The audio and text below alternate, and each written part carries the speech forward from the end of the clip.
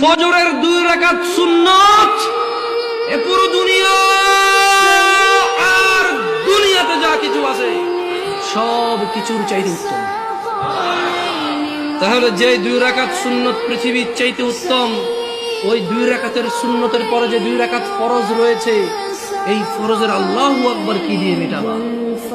এই ফরজের সামি আল্লাহু লিমান হামিদা কি দিয়ে মিটাবা?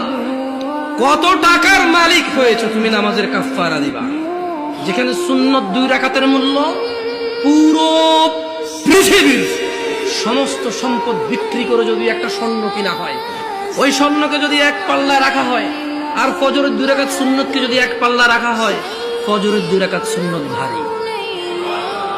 ওই সুন্নত এত ভারী হলে ওই ফজরের নামাজের ফরজ যেটা তুমি ঘুমের মধ্যে কাটিয়ে দাও, ওই 2 রাকাত ফরজের আল্লাহু আকবার, সামি আল্লাহু লিমান হামিদা, আত্তাহিয়াতু সুবহান রাব্বিয়াল আযীম, সুবহান রাব্বিয়াল আলা কি দিয়ে কিনবা তুমি?